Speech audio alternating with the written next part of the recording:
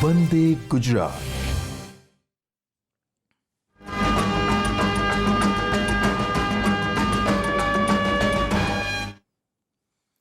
વિદ્યાર્થી મિત્રો, ભાગીદારી પેઢીના વાર્ષિક હિસાબો આજના આ વ્યાખ્યાનમાં આપણે સ્વાધ્યાયમાંથી દાખલા નંબર 13નો ઉપયોગ કરીને કેવી રીતે વાર્ષિક હિસાબો તૈયાર કરી શકાય એનો અભ્યાસ કરીશું. આ દાખલાની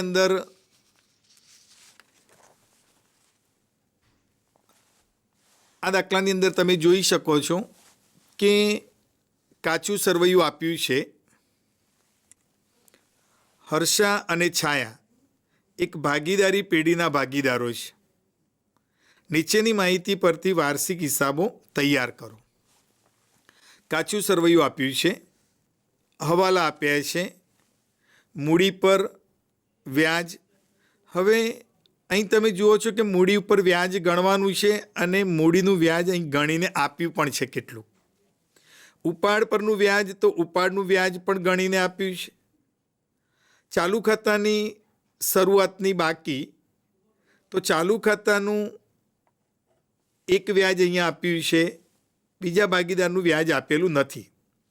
યંત્ર ઉપર ઘસારાની વાત છે. છાયાનો માસિક પગાર જેની સીધી અસર આપણે આપીશું. વેચાણ નોંધનો સરવાળો એ વેચાણને અસર કરે. હવે વેચાણને અસર કરે અહીંયા વેપાર ખાતું બાકી આપીશ, એટલે કે કાચો નફો આપ્યો છે એટલે સુધારેલું વેપાર ખાતું તૈયાર કરવું પડશે. વેચાણ નોંધનો સરવાળો, પછી સામાન્ય અનામત ખાતે રકમ લઈ જવાની છે. આ રીતે આ કાચા સરવૈયા અને કેટલાક હવાલા એના આધારે આપણે વાર્ષિક હિસાબો તૈયાર કરવાના છે. મિત્રો, કાચા સરવૈયામાં તમે જોયું કે વેપાર ખાતાની બાકી આપી છે. હવે વેપાર ખાતાની બાકી આપી હોય એટલે કે કાચો નફો આપી દીધો છે. કાચો નફો આપી દીધો છે મતલબ કે વેપાર ખાતું તૈયાર કરવાનું હોતું નથી. પરંતુ દાખલાની અંતે જે હવાલાઓ આપ્યા હોય એ હવાલામાંથી કોઈ એવો હવાલો હોય કે જે વેપાર ખાતાને અસર કરે છે, વેપાર ખાતામાં આપેલી કોઈ બાકીઓને સ્પર્શે છે, તો પછી આપેલા કાચા સરવૈયામાં વેપાર ખાતાની જે બાકી છે, કાચો નફો જમા બાકી હોય તો ઉધાર બાકી હોય તો કાચી ખોટ, તો એમાં સુધારો કરવો પડે. હવે એ સુધારો કરવા માટે આપણે જે રીતે વેપાર ખાતું બનાવીએ છીએ એ જ રીતે પણ સુધારેલું વેપાર ખાતું તૈયાર કરવું પડે. આ દાખલામાં સુધારેલું વેપાર ખાતું આપણે તૈયાર કરીશું. સુધારેલા વેપાર ખાતા પછી નફા નુકસાન ખાતું તૈયાર કરવામાં આવશે. આ રીતે એને તૈયાર કરીશું.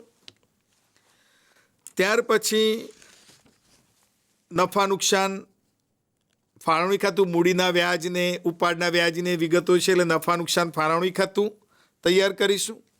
ચાલુ ખાતા આપેલા છે એટલે ભાગીદારોના મૂડી ખાતા પણ તૈયાર કરવામાં આવશે. ચાલુ ખાતાની બાકીઓ દર્શાવવા માટે અને વધારાની ભાગીદારોને લગતી વિગતો માટે ચાલુ ખાતા, ચાલુ મૂડી ખાતા તૈયાર કરીશું. અને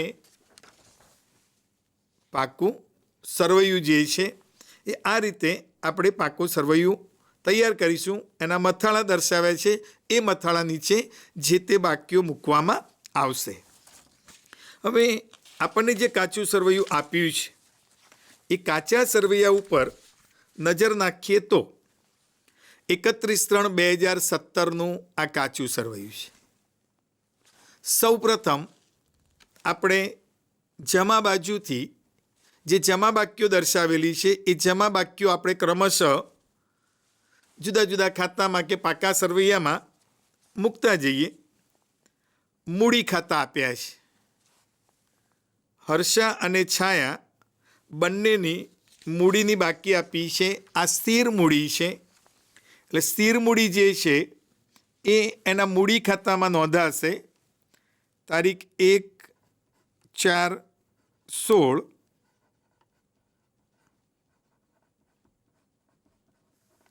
બાકી આગળ લાવ્યા. રકમ કેટલી આપી છે? તો 20,000 અને 30,000. તો હર્ષામાં 20,000, છાયામાં 30,000. ત્યાર પછી ચાલુ ખાતે છાયા, એટલે છાયાના ચાલુ ખાતાની બાકી આપી છે. એટલે ચાલુ મૂડી ખાતામાં આપણે એની નોંધ કરીશું. છાયાના ચાલુ ખાતે 4,000 રૂપિયા જમા મૂડી ખાતામાં 1/4/16. બાકી આગળ લાવ્યા. છાયામાં 4,000 રૂપિયાની નોંધ કરવામાં આવશે. ત્યાર પછી ઉપાડ પર વ્યાજ. મિત્રો, આ કાચા સરવૈયામાં ઉપાડ પરનું વ્યાજ કેટલુંક ગણીને આપી દીધું છે.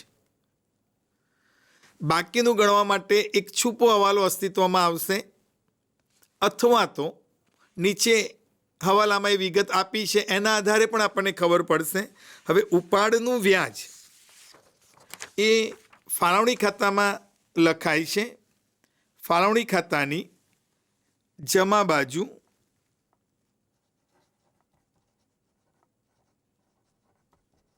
ઉપાડ પર વ્યાજ. હવે ઉપાડ પરનું વ્યાજ હર્ષામાં 100 રૂપિયા આપેલું છે અને છાયામાં 50 રૂપિયા આપેલું છે. એટલે ઉપાડ પર વ્યાજ હર્ષા 100 રૂપિયા, છાયા 50 રૂપિયા. ત્યાર પછી હર્ષાની લોન આપી છે 10,000 રૂપિયા. ભાગીદારે પેઢીને લોન આપી છે. આ લોન એ પેઢી માટે દેવું છે. દેવું હોવાના કારણે પાકા સરવૈયામાં મૂડી દેવા બાજુ બિનચાલુ દેવા જ્યાં છે ત્યાં આગળ હર્ષાની લોન 10,000, હર્ષાની લોન તારીખ 1/10/2016 10,000 રૂપિયા દર્શાવેલ છે. હર્ષાની લોન પછી ભાડું 12,000 રૂપિયા આપ્યું છે. ભાડું એ ઉપજ છે અને ઉપજ હોવાના કારણે નફા નુકસાનમાં, આ નફા નુકસાન ખાતામાં એની નોંધ થશે. હવે ભાડું એ વહીવટી ખર્ચ છે એટલે એના ફોર્મેટમાં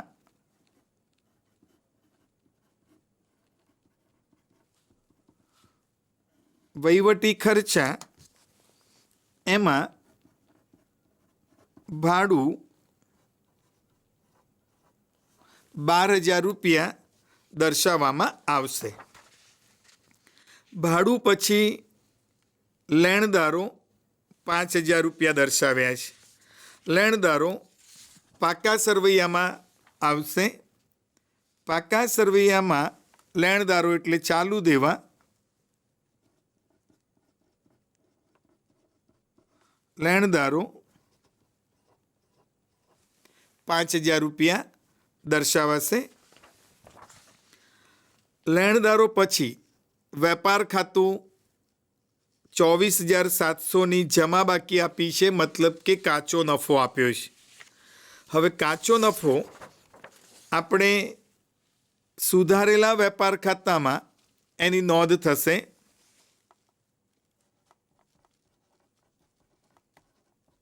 કાચો નફો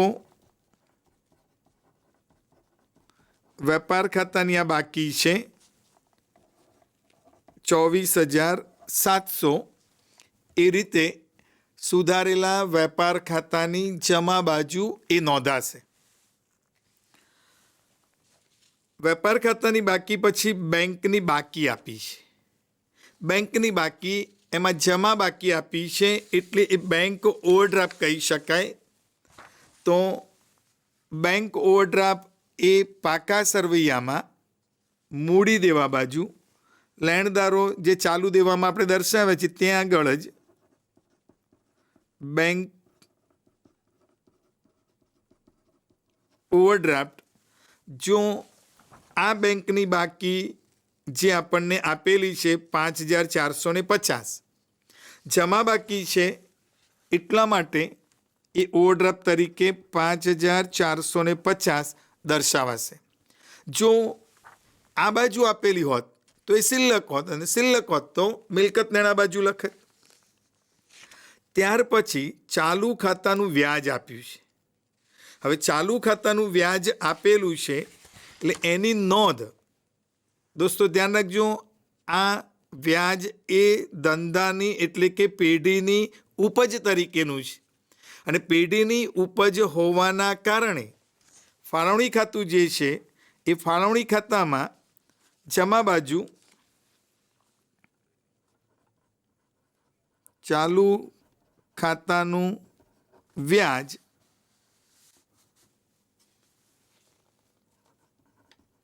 હર્ષા 100 રૂપિયા આપેલું છે. આપણે એને અંદર નોંધીએ છીએ. ત્યાર પછી ઉપલક ખાતું આપ્યું છે. હવે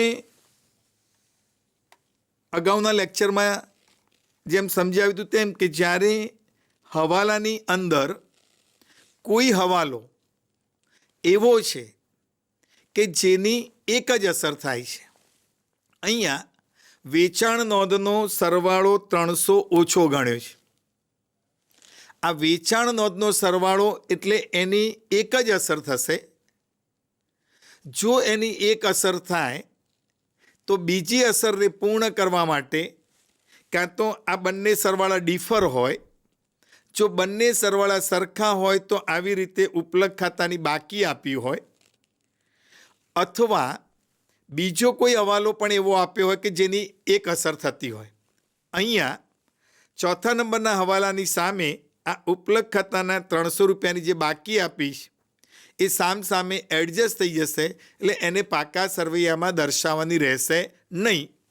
આ હવાલાના અભ્યાસ ઉપરથી આપણે આ ઉપલક ખાતાની જે બાકી છે એને પાકા સરવૈયામાં દર્શાવતા નથી. હવે ઉધાર બાકીઓ લઈએ. ઉધાર બાકીઓમાં ઉપાડ આપેલો છે. ઉપાડ એ પાકા સરવૈયામાં બંને ઉપાડની સાથે તારીખો આપેલી છે. અહીંયા જ્યારે ઉપાડની અલગ અલગ તારીખો આપેલી છે ત્યારે બે રીતે અહીંયા આપણે નોંધી શકીએ છીએ. એક તો ઉપાડ ખાતું 31/3 બંધ કર્યું હશે અને એની મૂડી ખાતે અસર આવી હશે ચાલુ ખાતામાં, તો 31/3 કરીને આપણે ઉપાડ બતાવી શકીએ.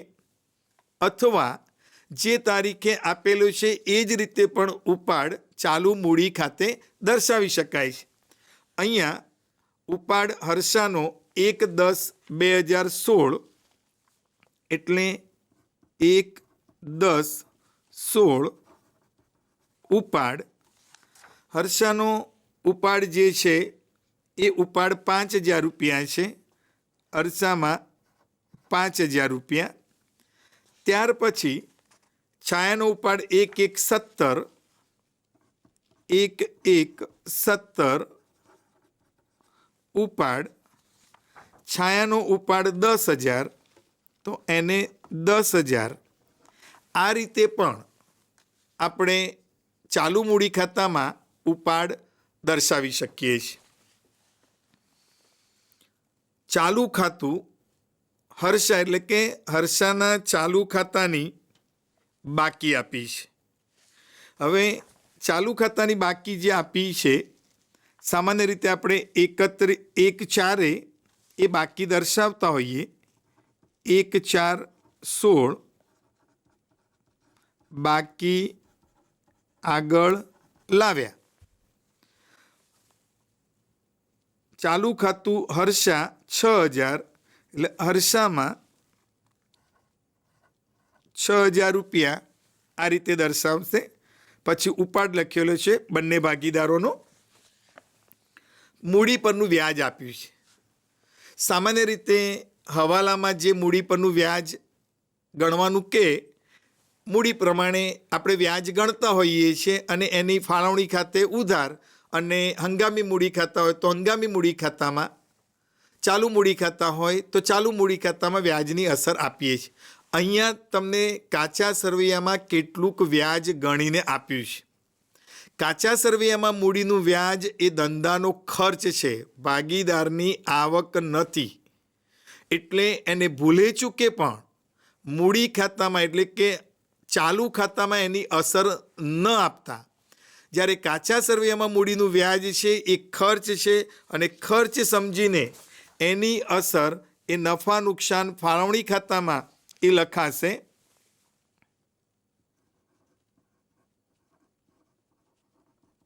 મૂડી પર વ્યાજ હર્ષા અને છાયા.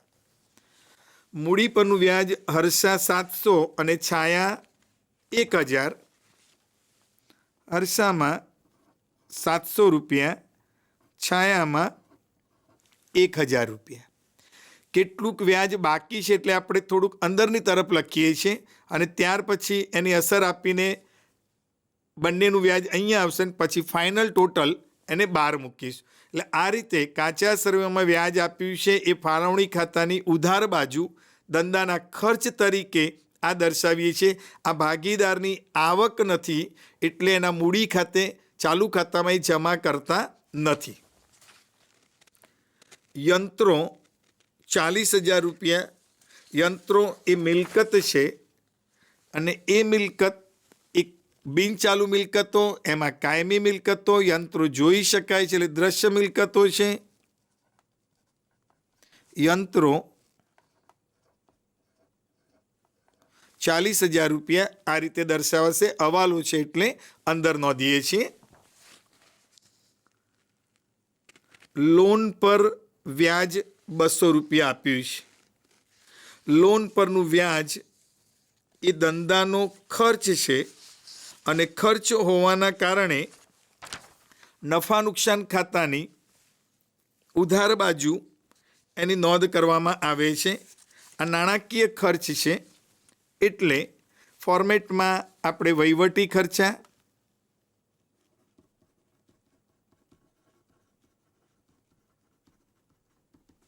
વેચાણ વિતરણ ખર્ચા,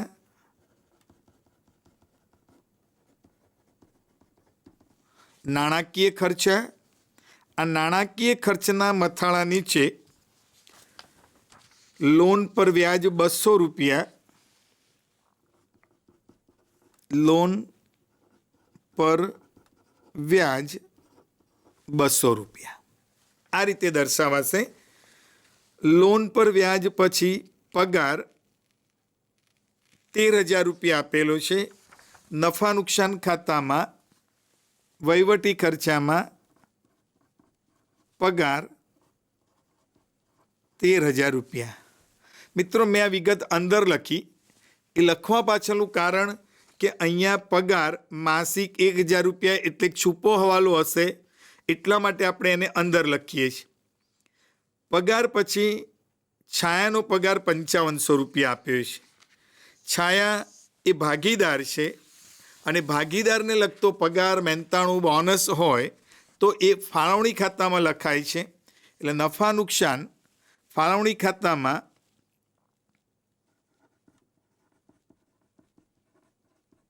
છાયાનો પગાર 5500 રૂપિયા હવાલો છે એટલે અંદર નોંધીએ છીએ.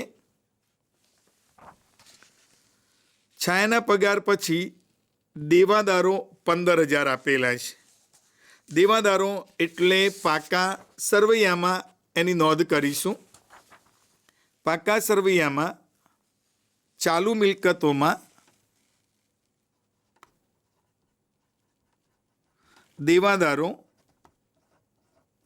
15,000 હવાલો હોવાના કારણે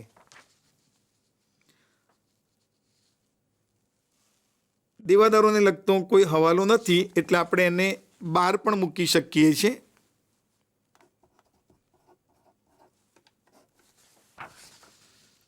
દેવાદારો પછી મળવાનું બાકી ભાડું. મળવાનું બાકી આપણું લેણું છે. લેણું હોવાના કારણે પાકા સરવૈયામાં મિલકત લેણા બાજુ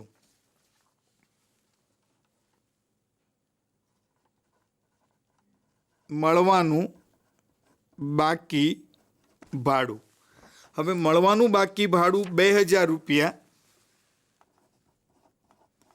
અહીંયા કેટલીક વખત વિદ્યાર્થીઓ ભૂલ કરે છે કે મળવાનું બાકી ભાડું એટલે એ ઉપજ સમજીને નફા નુકસાન ખાતામાં પણ લખે છે અને મળવાનું બાકી છે એટલે લેણું છે એટલે લેણા તરીકે પણ દર્શાવે છે. મિત્રો, આ હવાલો નથી. આ જ બાબત હવાલામાં આપી હોય તો તમે એની બે અસર, એક નફા નુકસાન ખાતે મળવાનું છે એટલે ઉપજ તરીકે જમા કરો અને પાકા સરવૈયામાં મિલકત લેણા બાજુ દર્શાવો. પણ કાચા સરવૈયામાં આપેલું છે એની એક જ અસર થાય અને લેણું છે માટે એ ત્યાં દર્શાવાશે.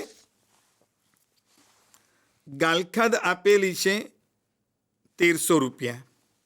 અહીંયા બીજો કોઈ હવાલો કે એને લગતું કોઈ ફોર્મેટની જરૂરિયાત નથી એટલે આપણે નફા નુકસાન ખાતામાં વેચાણ વિતરણ ખર્ચમાં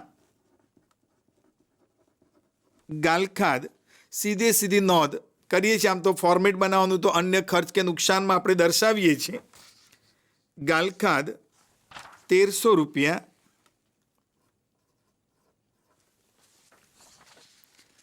ગાલખાદ પછી માલ સ્ટોક આપ્યો છે 31/3. 31/3 એટલે આખર સ્ટોક.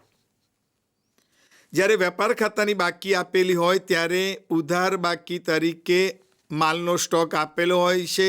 એ માલનો સ્ટોક એ આખર સ્ટોક હોય છે અને આખર સ્ટોક હોવાના કારણે એની ફક્ત એક જ અસર આપણે આપવાની છે અને એ અસર એ પાકા સરવૈયામાં આવશે. એટલે પાકા સરવૈયામાં માલ સ્ટોક 10,000,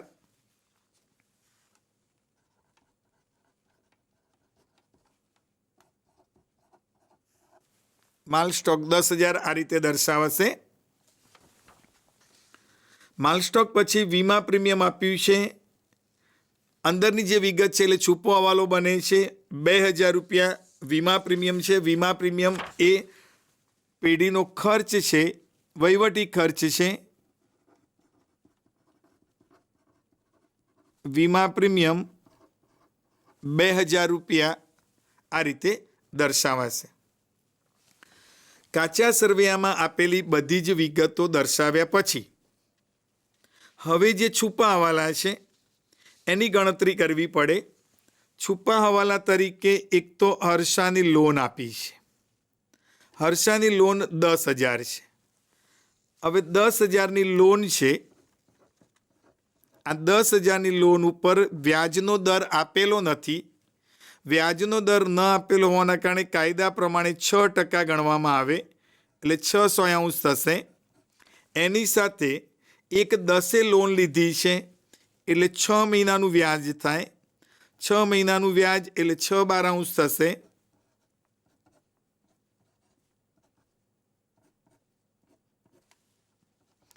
લોનનું વ્યાજ 300 રૂપિયા થાય. હવે અહીંયા છાયાની લોન પરનું વ્યાજ 200 રૂપિયા આપેલું છે.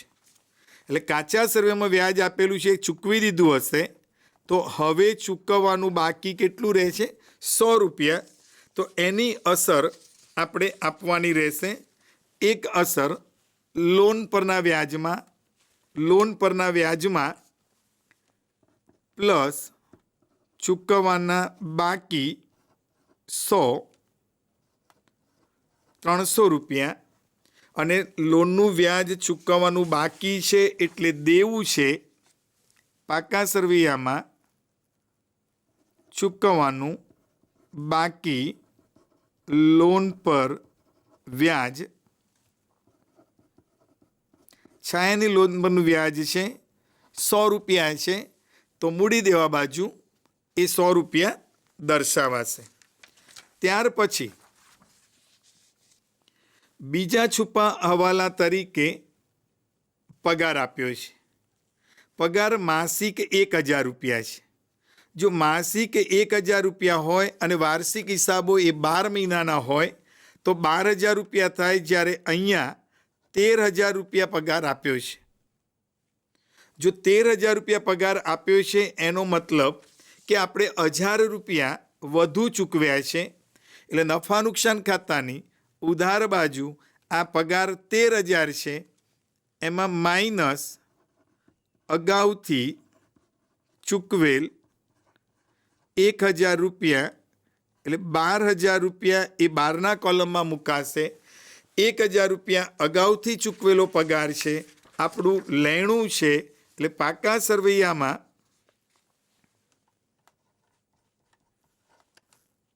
અગાઉથી ચૂકવેલ પગાર 1000 રૂપિયા. આ રીતે એની નોંધ કરવામાં આવશે. ત્યાર પછી છુપા હવાલા તરીકે વીમા પ્રીમિયમ આપ્યું છે. હવે વીમા પ્રીમિયમમાં તમે જોઈ શકો છો કે 2000 રૂપિયા આપણે વીમા પ્રીમિયમ ચૂકવ્યું છે. એમાં 1200 રૂપિયાનું એક વીમા પ્રીમિયમ છે, જેની મુદત 30/6/17ના રોજ પૂરા થતા વર્ષનું છે. એટલે કે આ 1200 રૂપિયાનું જે પ્રીમિયમ છે એ પ્રીમિયમની મુદત 30/6/17 પૂરી થાય છે. આપણી જે હિસાબી તારીખ છે એ 31/3/2017 છે.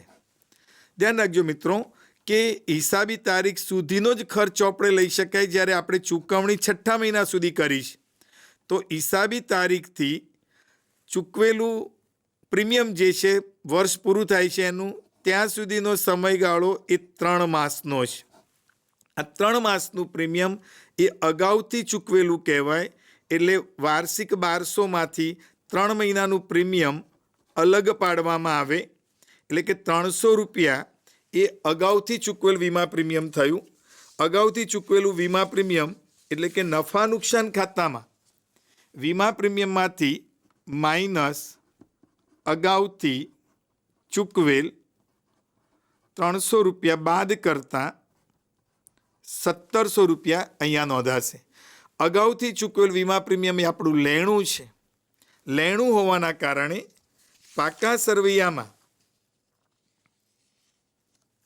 મિલકત લેણા બાજુ ચાલુ મિલકતો જે છે એમાં અહીંયા નોંધાશે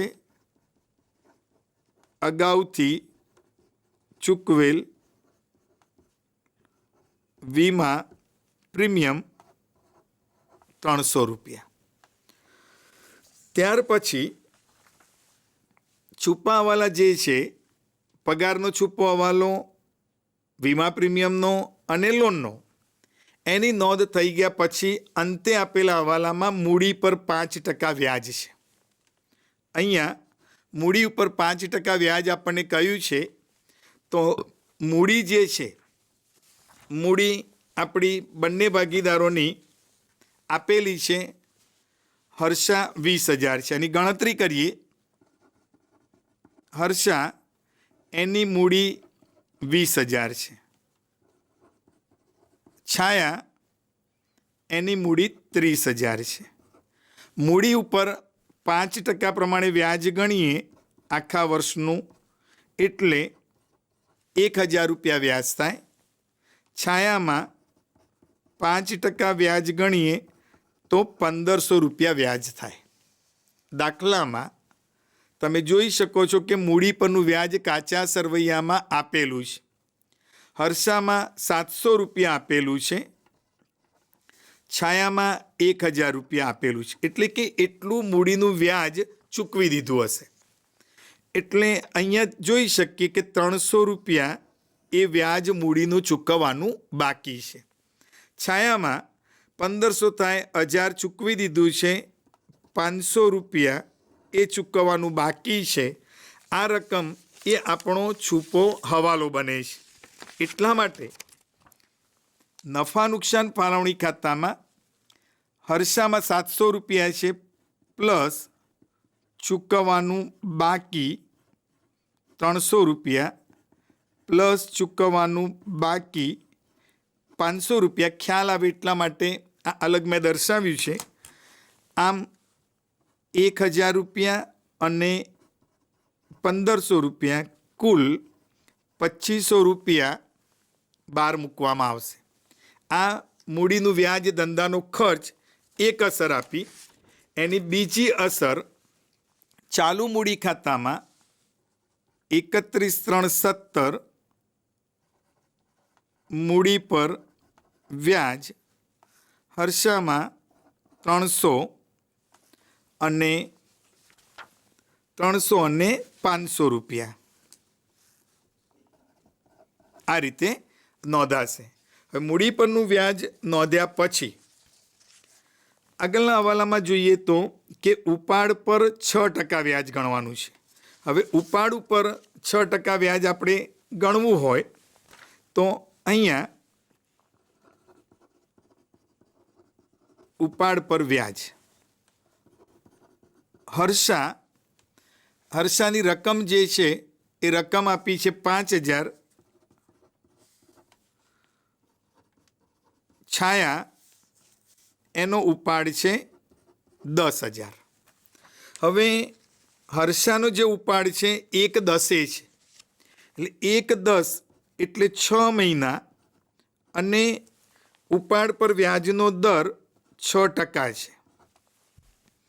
આ પ્રમાણે આપણે ગણતરી કરીએ તો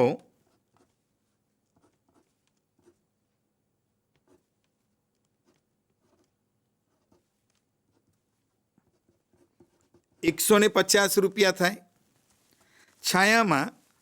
છાયામાં જે કાચા સરવૈયામાં તારીખ 1/1 આપી છે એટલે 3 મહિનાનું ગણાશે વ્યાજ. 3 મહિનાનું એટલે 3/12 વ્યાજનો દર 6/100.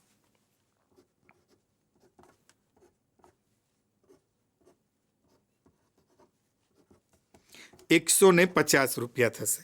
હવે ઉપાડનું વ્યાજ કાચા સરવૈયામાં આપેલું છે, હર્ષામાં 100 રૂપિયા આપ્યું છે, એટલે હર્ષામાંથી 100 રૂપિયા બાદ કરતાં 50 રૂપિયા જે છે એ ચૂકવવાનું બાકી છે.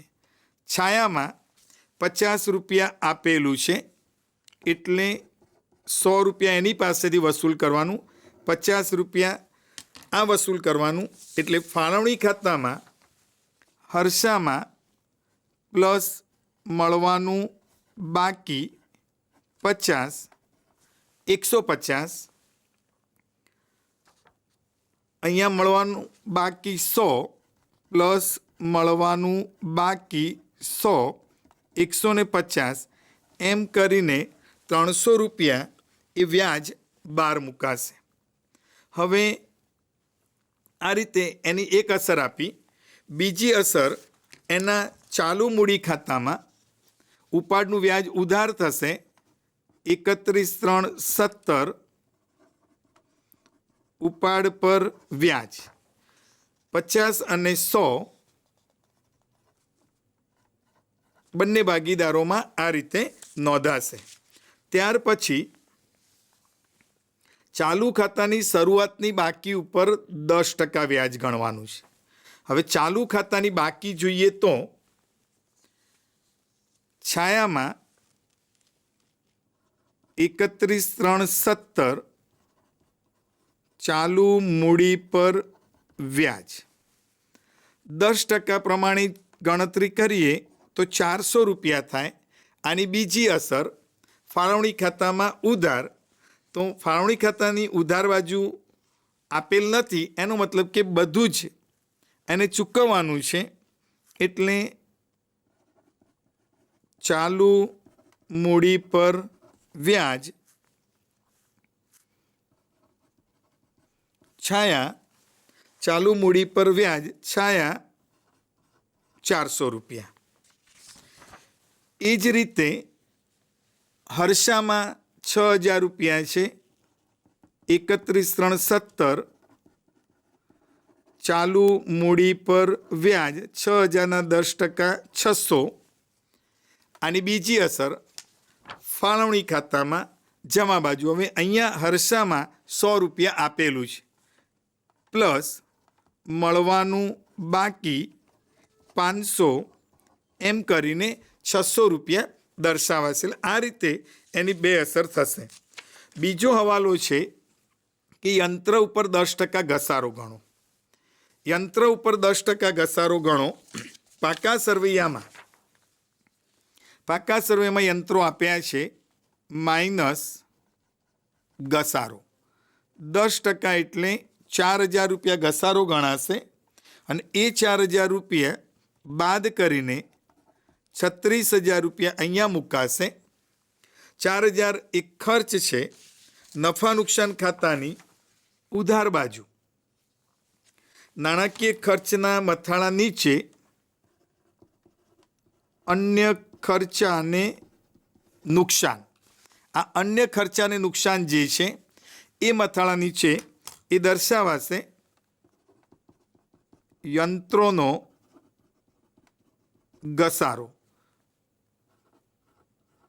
4000 રૂપિયા.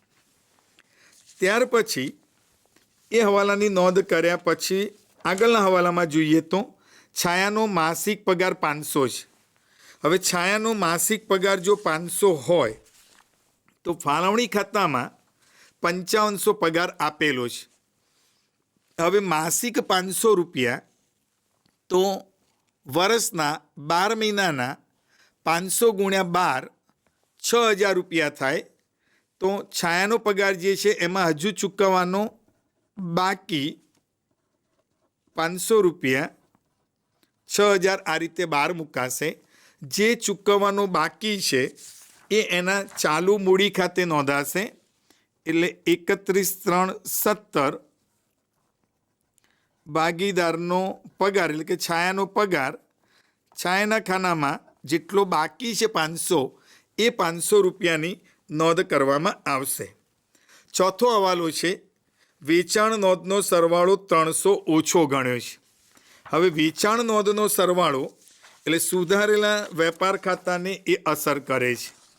સુધારેલા વેપાર ખાતામાં વેચાણ નોંધનો સરવાળો 300 ઓછો ગણ્યો છે. મતલબ વેચાણમાં એટલા ઉમેરાય, વેપાર ખાતાની જમા બાજુ વેચાણ આવે એમાં એટલા ઉમેરાશે.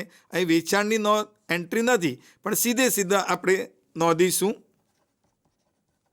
વેચાણ સરવાળો ઓછો ગણેલ 300 રૂપિયા. એક અસર.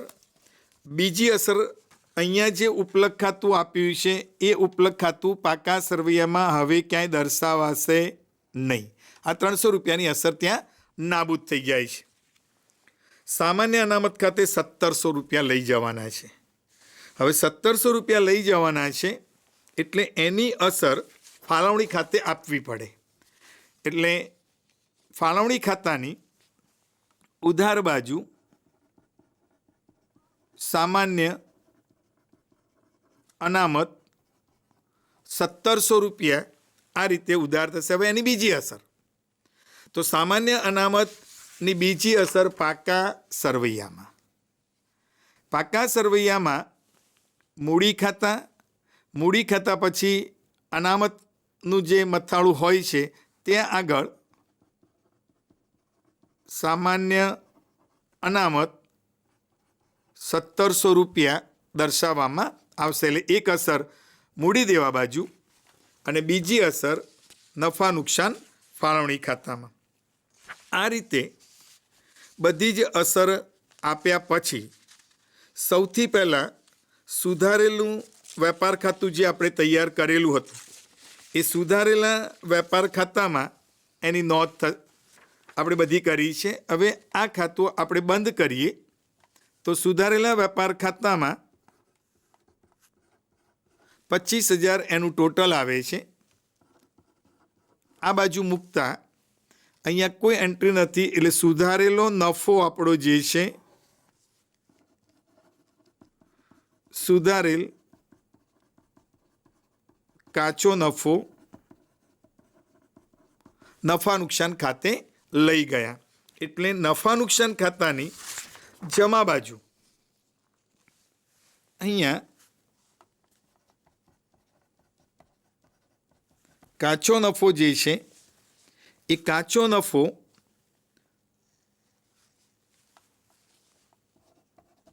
₹25,000 નોંધવામાં આવશે. વિદ્યાર્થી મિત્રો, આપણને જે કાચું સરવૈયું આપેલું હતું, અહીંયા ભાડું ₹12,000 આપેલું છે, એ જમા બાકી છે.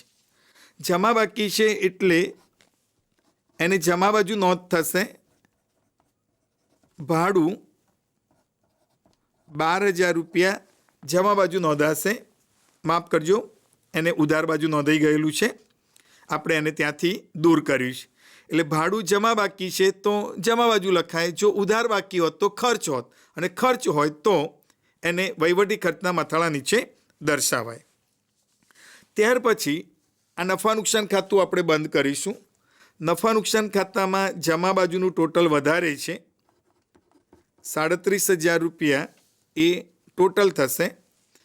એ ટોટલ આપણે ઉધાર બાજુ મૂકીએ. એમાં આ બાકીઓ જે છે ખર્ચની 37,000માંથી બાદ કરતાં અહીંયા 17,700 એ આપણને ચોખ્ખો નફો પ્રાપ્ત થશે, જે આપણે નફા નુકસાન ફાળવણી ખાતે લઈ જઈએ છીએ. એટલે નફા નુકસાન ફાળવણી ખાતામાં એની નોંધ થશે 17,700. આ નફા નુકસાન ફાળવણી ખાતાની જમા બાજુ ચોખ્ખો નફો નનું ખાતેથી 17,700 એ નોંધ થશે.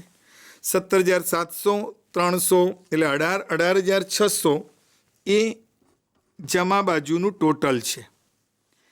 આ ટોટલ જમા બાજુનું વધારે છે એટલે અહીંયા મૂકતા 18,600 એમાંથી 2,500, 6,400 ને 1,700 બાદ કરતાં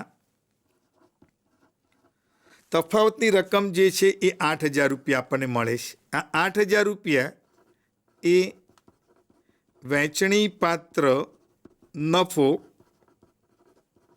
ચાલુ મૂડી ખાતે લઈ જવામાં આવશે. દાખલામાં નફા નુકસાન વહેંચણીનું પ્રમાણ આપેલું નથી, એટલે બંને ભાગીદારો હર્ષા અને છાયા બંનેના ભાગમાં ₹4,000 આવશે. 8,000ને 1:1 પ્રમાણમાં વહેંચશે. આ નફો, વહેંચણી પાત્ર નફો, એના મૂડી ખાતામાં જશે. ચાલુ મૂડી ખાતા જે છે 31/3/17 નફા નુકસાન ફાળવણી ખાતે વહેંચણી પાત્ર નફો 4,000 4,000 આ રીતે બંનેના મૂડી ખાતે મૂકીશું. હવે જે મૂડી ખાતા બનાવેલા હતા એને બંધ કરીએ તો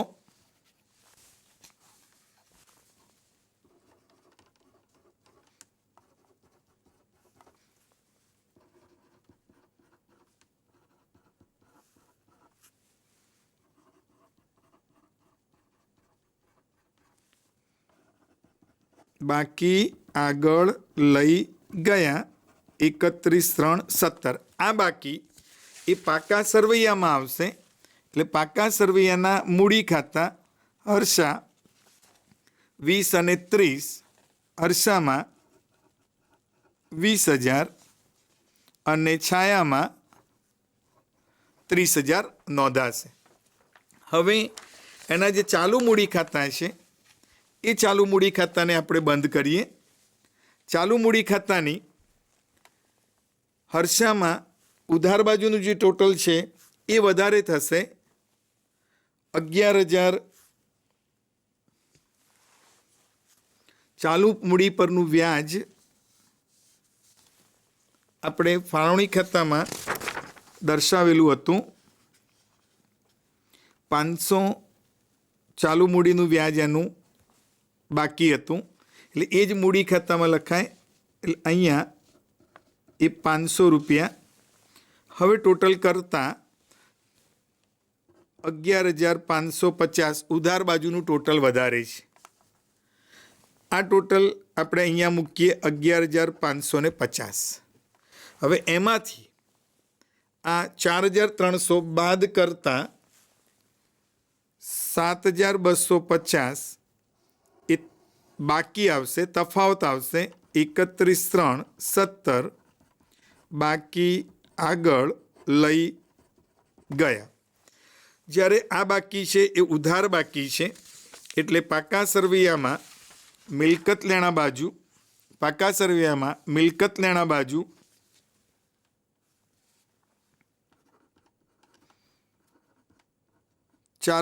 ચાલુ ખાતું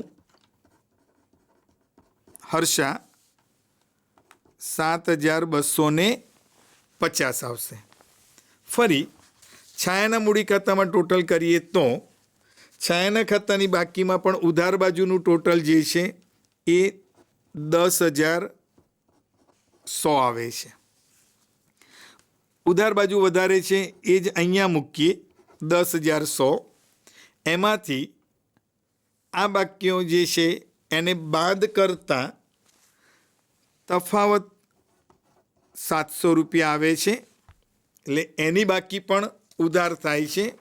એટલે અહીંયા પાકા સરવૈયામાં ચાલુ ખાતું હર્ષા, એ જ રીતે ચાલુ ખાતું છાયા 700 રૂપિયા.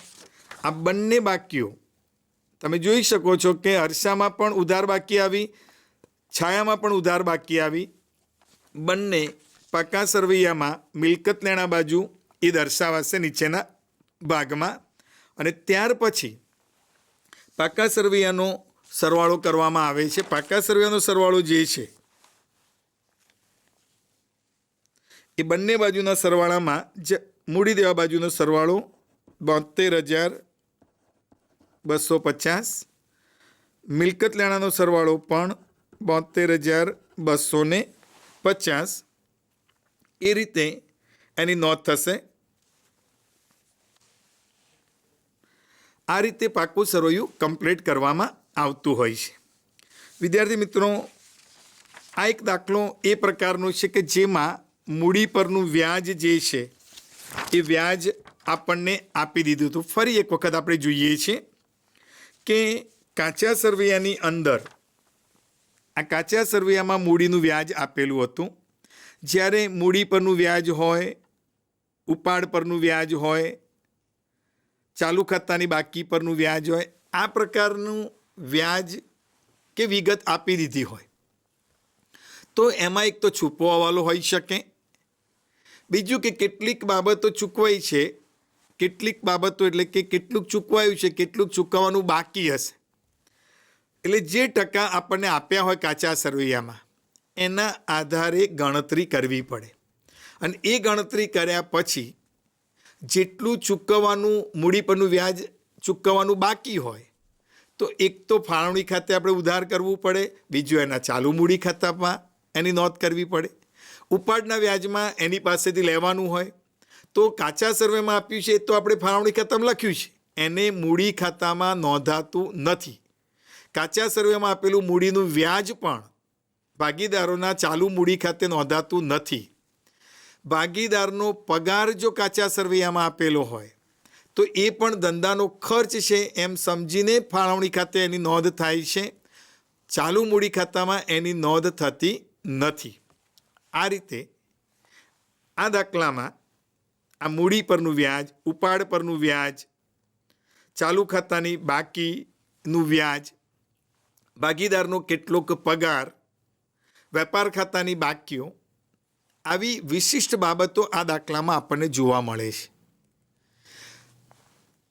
કેટલીક પ્રેક્ટિસના અંતે તમારા આત્મવિશ્વાસમાં પણ આ પ્રકારના દાખલાઓ હોય તો એ તમારા આત્મવિશ્વાસમાં વધારો કરે છે. દાખલો નાનો, ઓછા હવાલા, સરળ દેખાય છે, પણ જો ચોકસાઈ રાખવામાં ન આવે તો ભૂલ થવાની સંભાવના રહેતી હોય છે.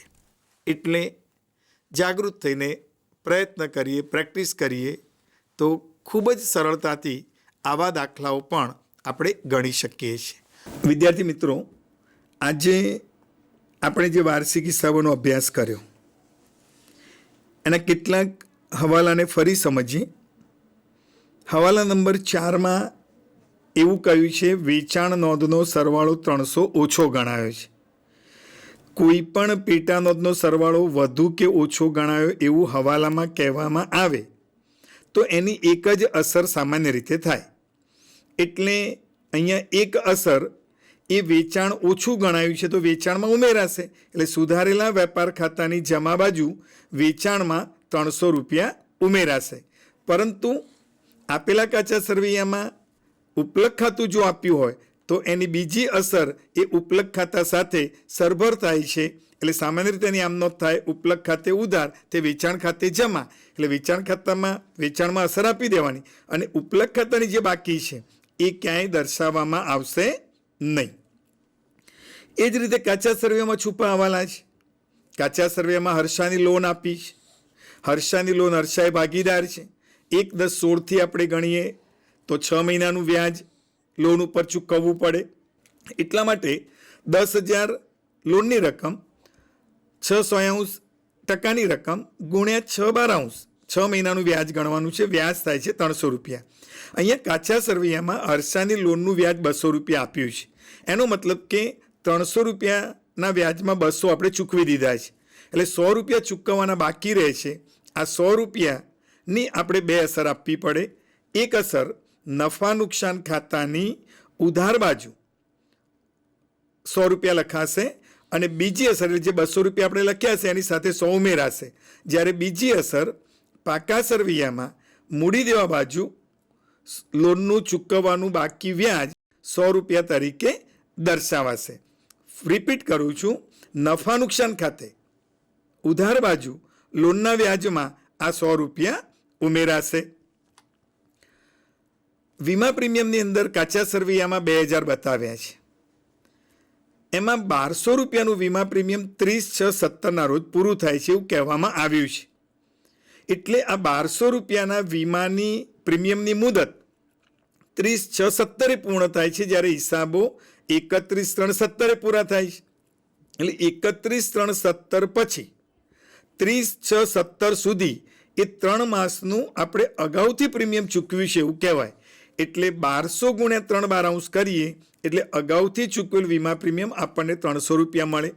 હવે એની અસર કેવી રીતે આપીશું તો નફા નુકસાન ખાતાની ઉધાર બાજુ જે વીમા પ્રીમિયમ લખ્યું છે એ વીમા પ્રીમિયમમાંથી 300 રૂપિયા આપણે બાદ કરીશું અને પાકા સરવૈયામાં મિલકત લેણા બાજુ અગાઉથી ચૂકવેલ વીમા પ્રીમિયમ તરીકે એ 300 રૂપિયા દર્શાવાશે. આટલી બાબત ખાસ ધ્યાનમાં લેવાની છે. ગુજરાત માધ્યમિક શિક્ષણ બોર્ડ, શિક્ષણ ખાતું અને બાયસેક સ્ટુડિયો દ્વારા ધોરણ 12ના નામાના મૂળ તત્વો વિષયના નવા અભ્યાસક્રમ અનુસંધાનમાં બાળકોને પૂરતું માર્ગદર્શન મળી રહે એ માટે ખૂબ સુંદર વ્યવસ્થા વંદે ચેનલની છે એની ઉપરની એક આ વ્યવસ્થા કરી છે અને એમાં મને જે તક મળી છે એ બદલ હું મુકેશ પટેલ બાયસેક સ્ટુડિયો માધ્યમિક શિક્ષણ બોર્ડનો આભાર વ્યક્ત કરું છું.